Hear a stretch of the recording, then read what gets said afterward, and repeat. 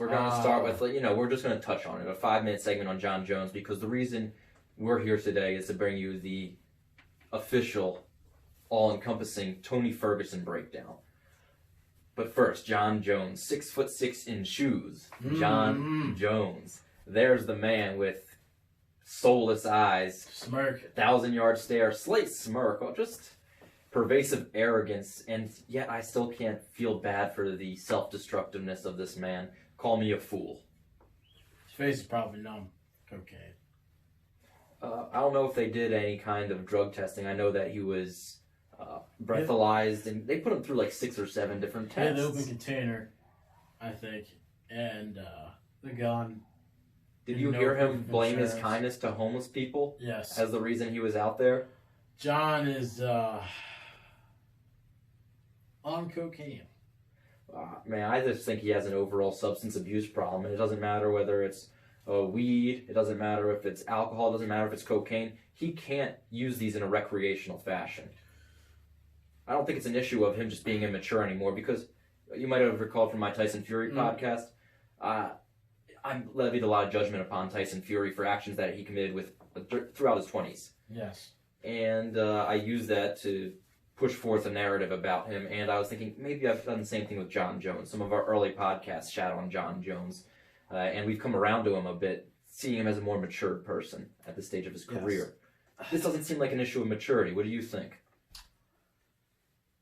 I think that it is a combination of cockiness, being still young, the fact that he's in his early 30s, and still relatively young in the sense of making good decisions, especially when you have enough money. Just looking at the things that Jon likes to do, at least from his rap sheet, drag racing, drinking and driving. Now he likes to shoot guns. He likes, adrenaline. He lifts big weights. Well, that's what I'm saying. He has an addictive personality. And so adrenaline is a drug. All I'm saying is Jon has all the hallmarks of a young man with a lot of money, a lot of time to do nothing, but get yourself in trouble.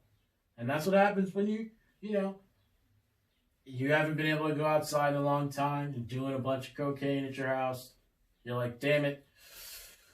Okay, I do want to say that we don't know that he was on cocaine. You said cocaine about 8 times already. Because we know that he's done cocaine, but there's no evidence that it was involved in this situation. He could have just been drunk, which is not really better, driving fucking wasted with a gun.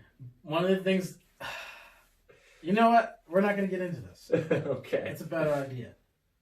I think Jon Jones is just having too much of a good time and probably doesn't realize he might need to dial it back.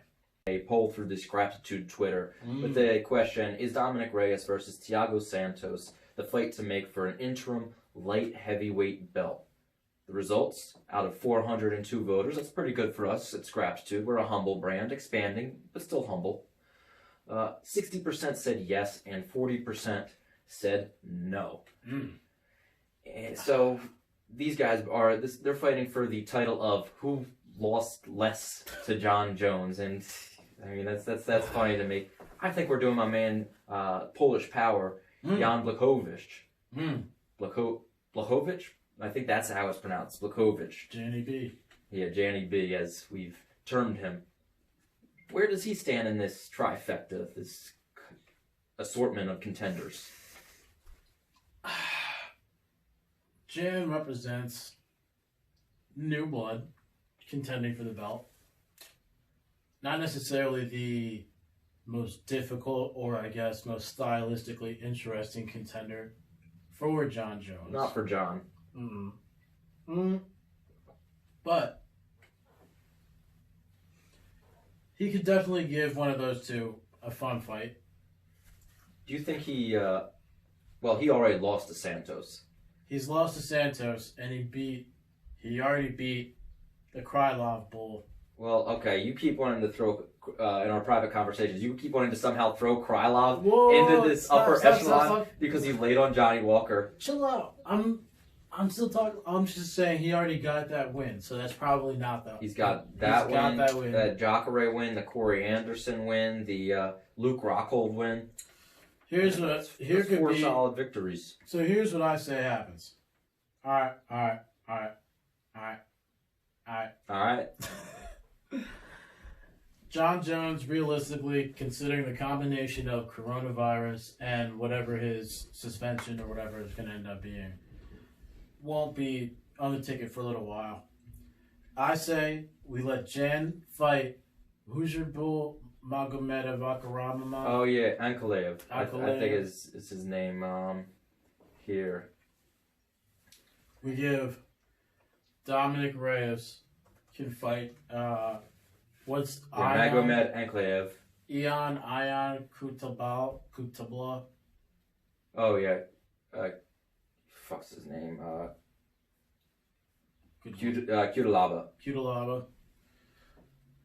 Santos sits out because his knees are annihilated. Yeah, that's a point that I feel like not enough people are acknowledging. Is this man is an explosive athlete who's now 37 years old, coming off of Busted knees. Yeah, coming off of 2 major reconstructed knee surgeries. At the same damn time. And you're looking for him to come back off of this layoff, off of these injuries at this age with this physical deterioration and challenge right away for an interim belt. I get that he had a good fight with Jon, a fight that a lot of people perceived as being very close. But there is a lot of logical leaps you have to circumvent in order to put him in this position where you think he's going to be the same man coming back into the octagon. Meanwhile, that Blachowicz fight against Reyes is really, really interesting. You have 2 guys with power and hands and timing and athleticism, and Blachowicz is a guy that right now he's like 36 years old. He's just at that tail end right now where he's probably not going to be the same guy in a year and a half, maybe. You need to capitalize on that because he's still fresh. He still has his physical ability in an uncompromised way, like we can anticipate from Thiago Santos. I get that Santos beat him before, but that's a different Santos, very, very likely than we're going to see in his next bout. Yes. Well, time is ticking for both Jenny B and Thiago Santos. Both of them are on the higher side of the age group in light heavyweight, what being 36 for Thiago Santos, 37 for Blachowicz. So, really, they have to. These next, I guess, 2 fights are really going to determine how these guys are going to be going. And at this point, Thiago Santos doesn't seem like the one who's going to be able to recover. So I would say Blachowicz versus Reyes is definitely a good fight to have. However, I guess because Magomed's so young too, he can wait, and he can even fight. Magomed could even fight Santos. He could wait. He could continue on with. They could reschedule his fight with the Ion Kutil. Well, they've already rescheduled that. I thought I got pushed because of coronavirus. Yes, I think you're So right about that as well. So they can continue to redo that fight. Winner fights Thiago Santos. Dominic Reyes fights Jan Blachowicz. Pushes the light heavyweight title picture in a good direction. Yeah, well, as good as I think as Ankalaev is, he's still like 27 years old. He's the youngest contender. He needs, Besides Johnny Walker, they're the same age. Even though he's entering his physical prime, he still needs to accumulate more experience. He only has 5 fights in the UFC, and one was that questionable stoppage against Kutalaba. He lost to Paul Craig in his debut, even though by a submission. So clearly that he might be a little rough around the edges, and it'd be good to see him develop himself a little more, even though he's probably the most interesting contender in this division right now as like a bright prospect. We know what Blachowicz is, we know what Reyes is, we know what Santos is, but I don't want you to throw him in the Krylov bucket because they are not the same. He could fight Krylov. If you want to, but Krylov beat Johnny Walker. We're moving on. We're moving on. Krylov, this is not a Nikola Krylov podcast. It's not. Damn, bull. You coming at his whole shit. Yeah, I'm coming at his whole shit.